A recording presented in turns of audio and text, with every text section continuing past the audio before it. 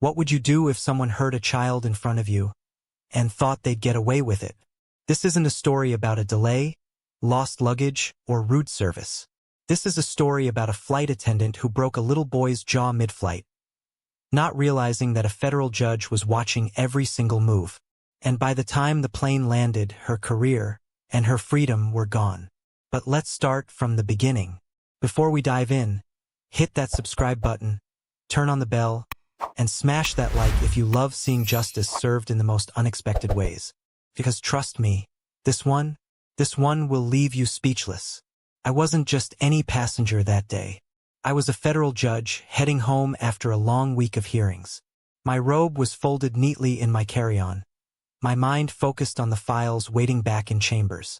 To most, I was just another tired traveler. But I always keep my eyes open. You learn to do that when you've spent years weighing truth against lies, fairness against cruelty. The flight was nearly full. Parents juggling kids, business travelers glued to their phones, flight attendants rushing through their routines. That's when I noticed him. A little boy no older than 12, with wide, curious eyes and skin the shade of polished mahogany. He clutched a worn backpack, the kind that had seen better days, and followed his mother nervously down the aisle. They settled a few rows ahead of me. His mother looked exhausted, maybe a nurse or shift worker, still in scrubs. She smiled at her son, whispered something reassuring, then helped him buckle in.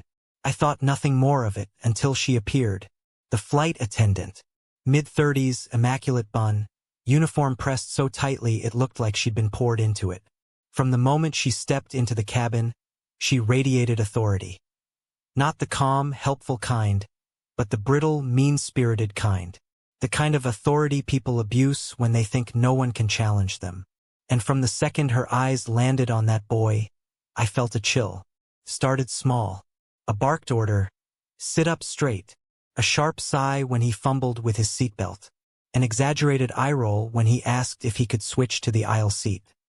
His mother apologized quietly, but the flight attendant ignored her.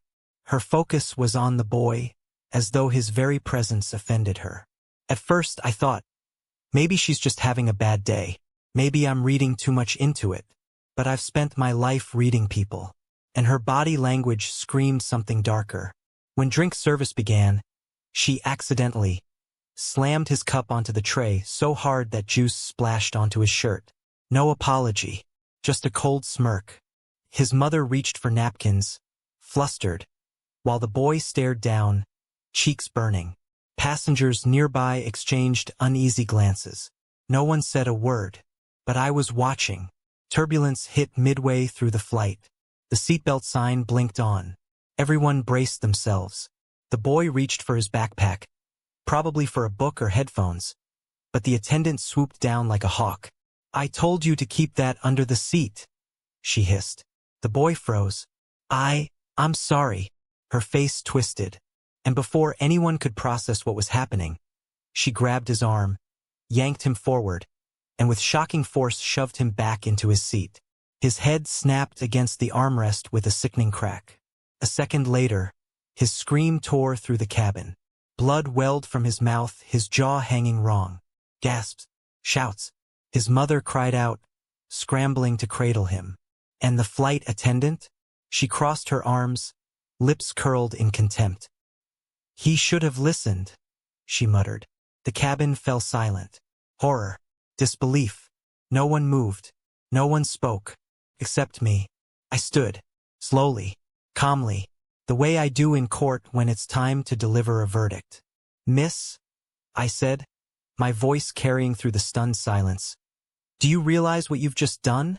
She blinked at me, irritation flickering in her eyes.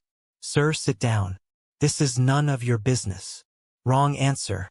I reached into my wallet, pulled out the leather case I rarely show outside a courtroom, and flipped it open. The seal of the United States District Court gleamed under the cabin lights. Gasps rippled through the passengers. Her face drained of color. "This," I said, pointing at the boy, "is now very much my business." Her mouth opened, then closed. She stammered something about protocol and safety. I cut her off. "You assaulted a minor. in front of 200 witnesses, 30,000 feet. Do you have any idea the federal charges you've just invited? The captain emerged from the cockpit, alerted by the commotion. His face paled when I introduced myself formally. I want this woman restrained until we land, I ordered. For a moment, no one moved. Then, as if waking from a spell, 2 other crew members stepped forward, hesitantly, and led her to the back. She didn't resist, but her eyes burned with hatred. I turned to the boy's mother. Ma'am, I'm a federal judge. Your son will get justice. I promise you. Her tears spilled, gratitude mixing with fear. She squeezed her son's hand, whispering comfort as medics aboard rushed to help. We landed to a swarm of paramedics and police.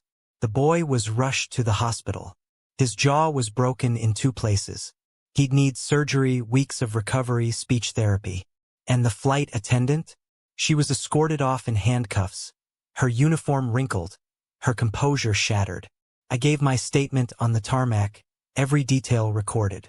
200 witnesses backed it up. The airline scrambled, lawyers buzzing like hornets. But the facts were undeniable. She wasn't just fired. She was charged with felony child abuse and assault on an aircraft, a federal offense. The kind of thing that doesn't just cost you your job, costs you your freedom.